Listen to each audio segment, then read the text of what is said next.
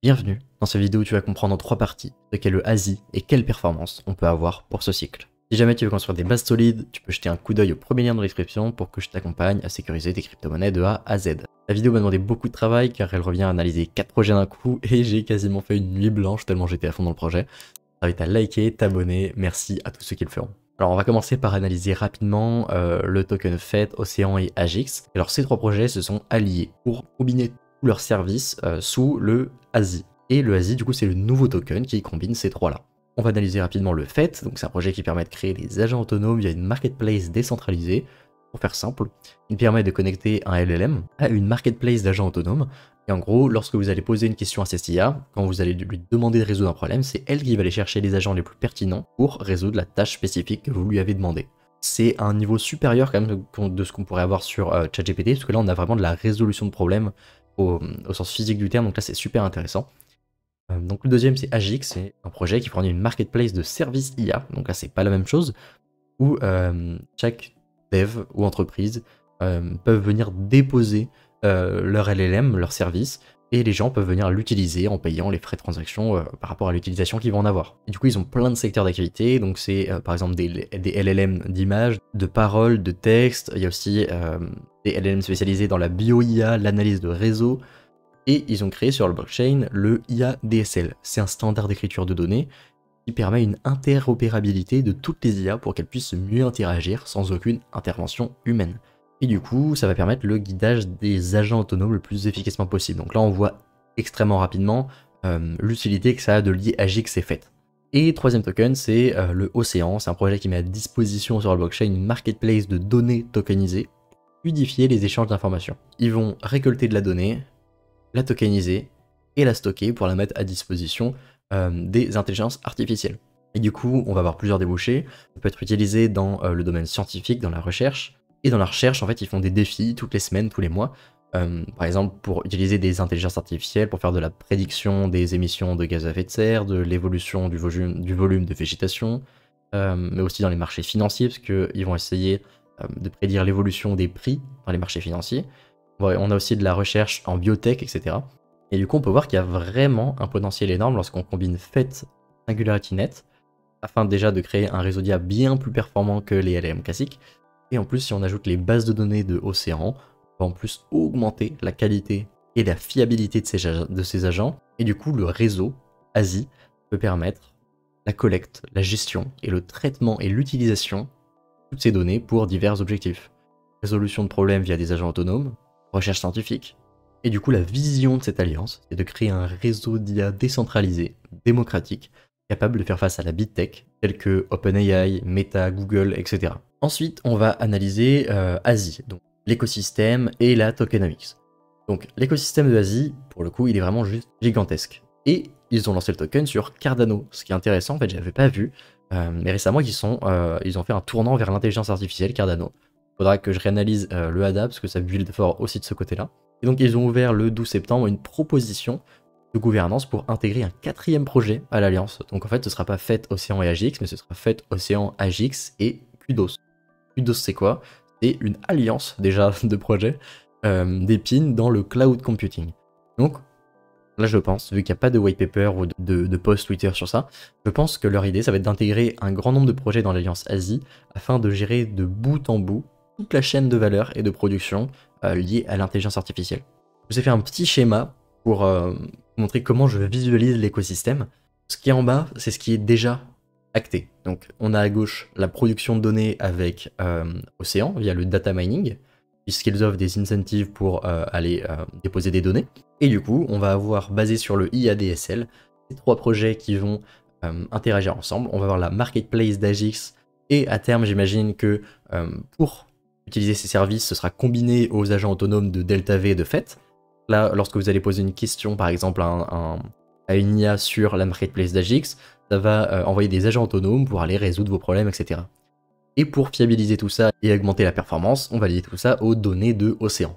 Et ensuite, en sortie, on a les utilisations possibles. Donc on va à la recherche scientifique, qui à l'heure actuelle, alors c'est mis à disposition des chercheurs, mais en réalité, il n'y a pas grand monde qui l'utilise. Il n'y a que quelques centaines de personnes qui participent aux recherches.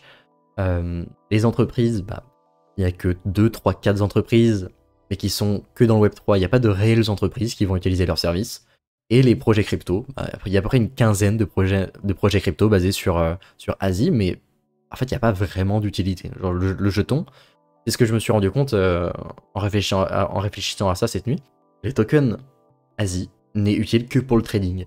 D'accord, ils ont fait des avancées technologiques incroyables, mais en fait, personne n'utilise leur service. Et du coup, j'ai été chercher les statistiques, effectivement, il n'y a pas d'utilité sur le réseau. Et lorsqu'on va aller scanner le smart contract du Asie, dans des scanners tels que DeepFi, il va nous dire qu'il y a à peu près que 20% d'utilité réelle sur le projet.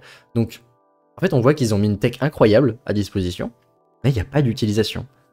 Et du coup, ce qui est au-dessus, c'est ce qui n'est pas le cas. Donc, ils sont en train d'essayer d'intégrer Kudos, et donc c'est un réseau de computing où ils vont mettre à disposition des GPU. Donc, ils vont aller donner de l'incentive pour que des personnes qui détiennent des GPU viennent le déposer sur la plateforme et que les gens puissent les louer. Et du coup, ce qui manque ensuite pour le traitement, c'est une marketplace de GPU. Et il n'y a pas encore sur Kudos. Et donc là, j'imagine que c'est Kudos qui pourrait s'occuper de ça, puisque c'est leur service. Mais donc, en fait, il y a un trou entre la marketplace de GPU et l'utilisation de Asie. Parce qu'en fait, aucun de...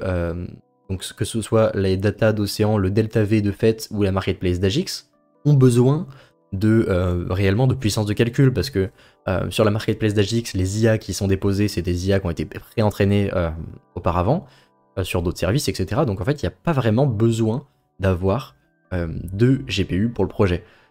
Et par contre, j'ai réfléchi à ça, j'ai eu un éclair de génie, et par contre, là je ne sais pas sur le point technique à quel point la facilité d'implémentation est possible ou non.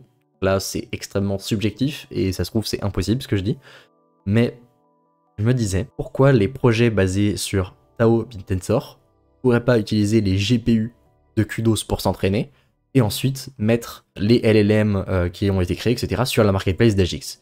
C'est pas impossible qu'ils essayent d'intégrer BitTensor au projet Asie, mais à voir du coup sur le point technologique quelle facilité ça va être ou pas. Parce que BitTensor est sur Polkadot et Asie est sur Cardano. Et je suis pas sûr que les deux blockchains communiquent extrêmement bien. Et du coup, le point positif de ça, c'est que BitTensor utiliserait toute la puissance de calcul pour entraîner des IA, et tout ce qui ne va pas être utilisé pour réentraîner des IA pourrait être utilisé pour du mining, pour rentabiliser les infrastructures. Et donc ça pourrait être un très bon moyen pour rentabiliser les fermes de GPU, donc le réseau de GPU de Kudos, pour créer des LLM très performants à mettre sur la marketplace d'Agix, et qu'ils aient des vraies capacités en utilisant les agents autonomes de fait. On voit qu'il y a vraiment un lien entre tous ces projets, ils pourraient tous s'associer, et donc c'est pour ça que j'ai mis BitTensor. C'est purement subjectif, il n'y a aucune annonce qui a dit que BitTensor allait rejoindre l'écosystème, mais en fait ça me paraît logique pour faire le pont entre la marketplace de GPU et la marketplace d'Agix. Il faut un moment entraîner des IA. Et au lieu de le faire off-chain ou en dehors du projet, autant essayer de le faire à l'intérieur pour avoir toute la chaîne de production au niveau de l'intelligence artificielle. Donc voilà, ça c'est un peu mon avis sur le projet. Donc ce qui est en bas c'est ce qui est acté et ce qui est en haut c'est subjectif, donc c'est pas encore acté. Et au niveau de la tokenomics, il y a 96% de la supply qui est en circulation, mais vu qu'ils ont l'air de vouloir intégrer d'autres projets comme Kudos, et peut-être d'autres après, en fait à chaque intégration ils vont augmenter la supply du Asie. Parce que si Kudos est accepté, il va augmenter d'un coup 10% de la supply en un mois. Donc ça va faire baisser d'environ 10 à 15% son prix, ça va pas mal le diluer. Et le token c'est un utility token qui sert à payer les frais de transaction pour les outils, au stacking et à la DAO. Mais en réalité, ce qu'on peut voir c'est qu'il n'y a pas vraiment d'utilisation réelle par des entreprises de leurs services. Donc pour l'instant, le token sert en grande partie au stacking, à la DAO et au trading. Il n'y a pas vraiment d'utilité au niveau des outils qu'ils ont proposés. Et du coup, on va passer au potentiel. Je dois vous avouer que je suis de moins en moins bullish sur les crypto IA. Et je crois que je suis même en train de devenir bearish sur les crypto IA comme Asie, Tao.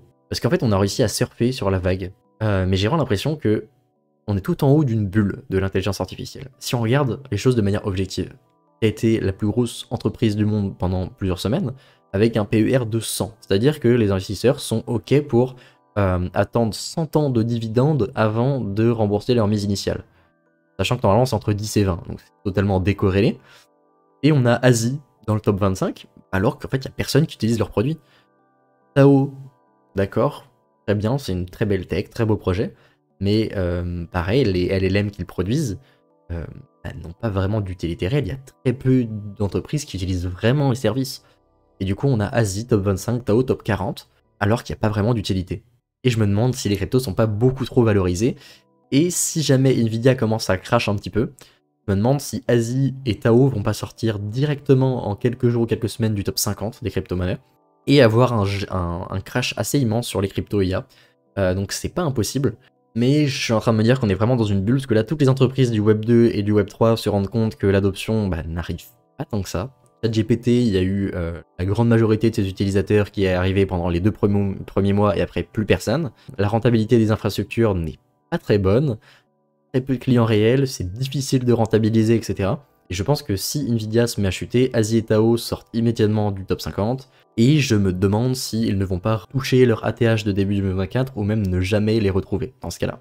Et par exemple, le deuxième scénario, c'est si la bulle continue, que Nvidia continue à pump.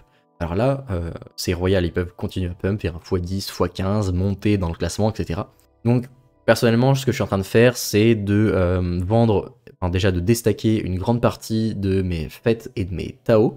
Mon Tao, c'est rapide, c'est en quelques secondes que ça se déstack, mes FET, c'est un petit peu plus long, les Asie du coup. Et je vais les vendre assez rapidement. J'ai environ 15% de mon portefeuille qui est dans l'IA, et je vais essayer de descendre en dessous les 10% rapidement, et autour de 6-7% avant que la hausse recommence. Et je vais investir dans des projets comme le RWA, l'écosystème Bitcoin, le gaming, les Eurak. Je pense que la vague des crypto-IA est passée derrière nous, et maintenant il faut aller vers l'avenir. Mais bon, pour l'exercice, je vais quand même vous donner mes TP. Et du coup, mon premier TP, ça va être autour des 2,5 dollars. Donc ça va être ici, où je vais vendre. Donc là, si jamais il y a un x2, voilà, sur le token, je vais vendre 70% pour réinvestir sur d'autres secteurs. Et donc ça, c'est mon premier TP, et mon deuxième TP, c'est autour des 4-5 dollars, où je vais vendre les 30 derniers pourcents. Si jamais il y a un beau petit pump comme ici, assez rapidement, vu que d'autres secteurs d'activité sont bien plus en retard, je vais préférer aller vers ce genre de secteur. Et si jamais je me suis totalement trompé, j'aurais eu l'air bête. Si jamais les tokens crypto IA vont pump, eh bien tant pis pour moi. Mais personnellement, je préfère me retirer d'un risque aussi grand que une bulle aussi importante. Que des survalorisations dans un top 20, 30, 40 sans aucune utilité réelle sur les tokens. Et du coup, pour le Asie, je vais même pas garder de Moonbag, je préfère sécuriser vers Bitcoin. Donc ma première prise de profit, les 70%, vu qu'elle va être rapide, ça va être pour aller renforcer par exemple les RWA. Et le deuxième TP, vu que je suis déjà en gros profit, je vais l'envoyer vers Bitcoin pour sécuriser, un petit peu renforcer du Bitcoin sur mon portefeuille. Et du coup, si par contre tout se passe bien, je pense que le Asie pourrait taper les 10 dollars. Mais du coup, je peux me permettre de vendre assez rapidement, parce qu'en fait, je suis encore à x6, x7, x8 sur cette position, et c'est ma propre stratégie. Faites bien attention à adapter votre stratégie à votre situation, à votre prix d'achat, et ne copiez pas ce que je fais. Et d'ailleurs, ce n'est pas un conseil en investissement. Si la vidéo t'a plu et que je t'ai éclairé l'esprit sur la situation actuelle des crypto-IA, tu peux me le rendre en t'abonnant, et je t'invite à aller voir ma dernière vidéo où je te présente pourquoi le bullrun est en train de démarrer et comment en profiter. Merci beaucoup, et à bientôt.